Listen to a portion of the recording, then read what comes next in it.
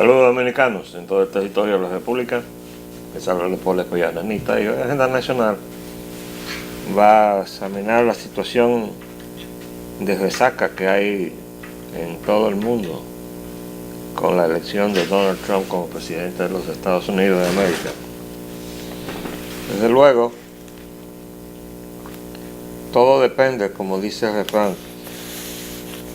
según el cristal con que se mire, y además cada quien habla de la fiesta según como le haya ido. Todos los que se montaron en la candidatura de Hillary, por una razón o por otra, hay que reconocer que el hoy presidente de Estados Unidos tiene una gran debilidad política, que es que no supo distinguir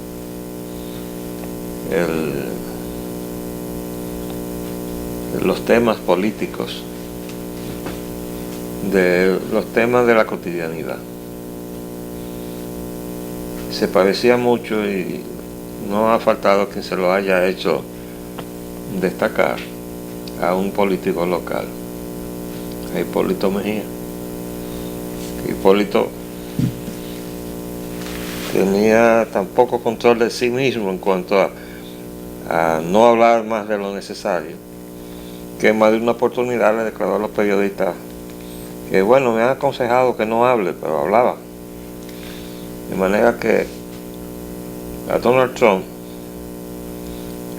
se le pudo distraer de los temas esenciales que él dominaba y que eran, digamos, lo esencial del debate: la política económica, la política de extraer los empleos de los Estados Unidos y llevárselos a pasear el mundo buscando salarios de hambre y monedas devaluadas, que es de donde salen las zonas francas.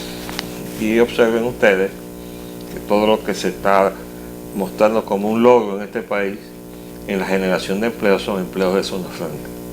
Mientras tanto, los empleos de las industrias nacionales, los empleos que se corresponden con la capacidad de producir cosas del país, esos se han ido perdiendo, como ha ido perdiendo también su poder adquisitivo la clase media en todas partes.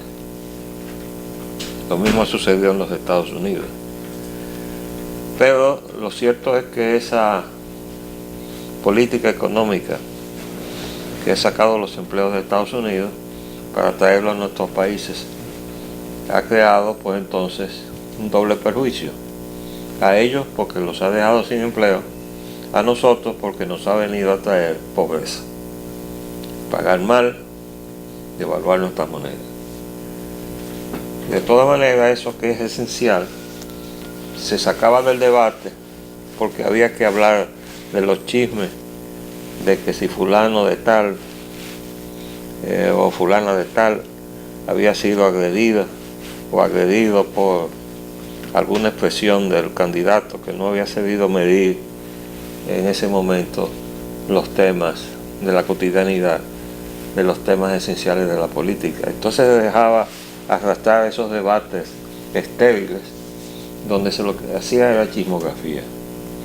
Pero Trump ganó de todas maneras. O sea, el daño a la nación norteamericana en términos de empleos y de posibilidades de mejorar condición de vida. Y una de las cosas que surgió también en el debate fue el de la seguridad social, que se había encarecido de una manera realmente increíble. El sistema de Obama, el Obamacare. Pero todo eso llevó, en definitiva, a que aún llevando o venciendo ciertas antipatías que tenían el propio mando republicano, además de que, como ya he explicado, el mando republicano, con alguna excepción, está inscrito en el club del señor Rockefeller, o sea, en la plutocracia del norte. Y lo mismo está el Partido Demócrata, Y los únicos que creen en realidad que hay una diferencia entre uno y otro partido es la base de uno y otro partido, que creen que realmente puede haber diferencia. Los que conocen de la política norteamericana saben que no hay tal diferencia. Por eso, en un momento determinado, la propia dirección del Partido Republicano y candidatos republicanos abandonaban la candidatura de su presidente, de su candidato presidencial. ¿Por qué? Porque ellos han estado montados en la política económica que le ha hecho daño al pueblo norteamericano. Entonces, todo eso es parte de ese complejo panorama que está complicado además con lo que yo llamo la guerra que no terminó, la guerra de secesión, la guerra interna, cuando el norte peleó contra el sur y usó como pretexto a los esclavos negros. Digo como pretexto porque tuve que buscarme en las librerías mucho hasta encontrar la verdadera causa del conflicto. No era nada la reivindicación de los derechos humanos y el trato de esclavitud de los negros por parte del sur, porque eso era lo que era la estructura de la economía del sur de los Estados Unidos. Era un trasplante de una estructura feudal europea donde cada hacienda era un feudo y el dueño de cada hacienda era un señor feudal con derecho de vida y muerte en su predio. Y desde luego que los africanos secuestrados en África y vendidos como mercancía en América, tanto a las colonias españolas como a las colonias británicas y francesas del sur de Estados Unidos, se convertían en una mercancía. Y esa mercancía entonces fue estimulada a la rebeldía por un norte con el discurso de sus derechos humanos, de que estaban siendo esclavizados, que había que tratarlos como seres humanos, etc. Lo mismo que se está haciendo ahora atacando a la República Dominicana con respecto a los haitianos que salen huyendo de su país, de ese infierno, y entonces van a cualquier parte que los reciba. Y como nosotros ahora estamos bajo la compulsión de los organismos internacionales que obedecen a los intereses del apoderamiento de la riqueza de la isla, entonces el único país que recibe a los haitianos y que además tiene un gobierno que estimula el recibimiento de los haitianos es República Dominicana. Después todos los demás países, sin excepción, rechazan la migración haitiana. Entonces, los Estados Unidos tienen esa guerra de secesión que no terminó realmente en aquella supuesta culminación de la guerra entre el norte y el sur. La parte bélica se definió entonces, el norte ganó la guerra, el sur la perdió, pero la guerra en términos de el conflicto entre los blancos del sur y los blancos del norte ha quedado siempre ahí.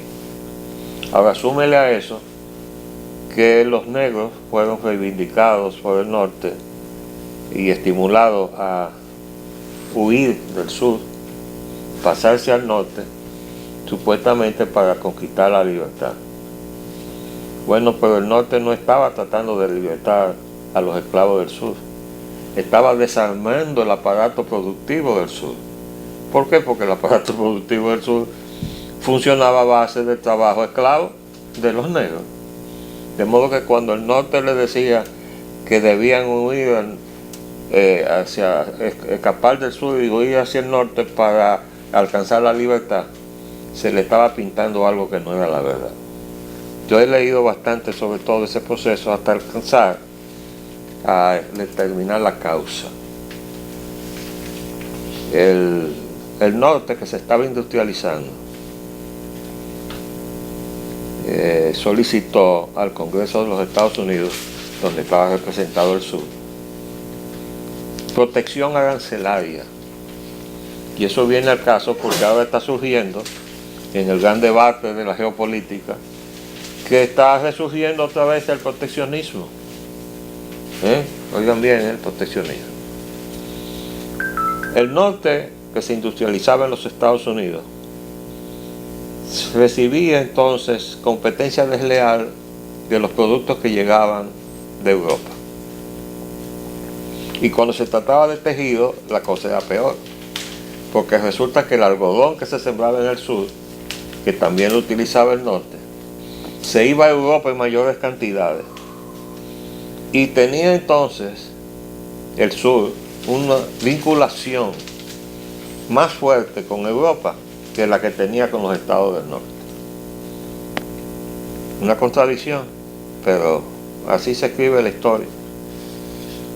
Cuando el norte pidió entonces en el Congreso protección, o sea que pusieran aranceles en la aduana a las importaciones que venían de los telares europeos, británicos, franceses, etc., el sur se opuso, porque para ellos era más importante su relación con Europa que su relación con los estados del norte.